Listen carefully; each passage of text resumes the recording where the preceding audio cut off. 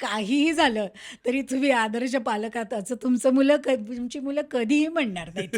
कधीही म्हणणार नाहीत.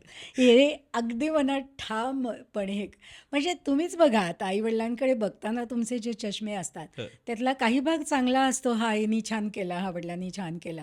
आणि या गोष्टी आम्हाला आवडल्या नाहीत, या गोष्टी आम्हाला आवडल्या नाहीत. जशी माझी मुलं सांगतात, की मी पण शाळेत जायची आणि ती पण शाळेत जायची, की "तू ज्या प्रकारे उठवायचीस सकाळी ते आम्हाला आवडायचं नाही." हे ठीक आहे, नाही आवडलं मला काय. तर म्हणजे मी आदर्शाच्या कल्पनांमध्ये स्वतःला कोंडून घेऊन स्वतःला आरोपीच्या पिंजऱ्यात उभं करणं पहिलं आयांनी किंवा वडिलांनी बंद करायला आहे तसं स्वतःला स्वीकारायचं. स्वीकार ही अत्यंत महत्त्वाची गोष्ट आहे आणि त्या स्वीकारण्यामुळे आपण ठामही राहू शकतो.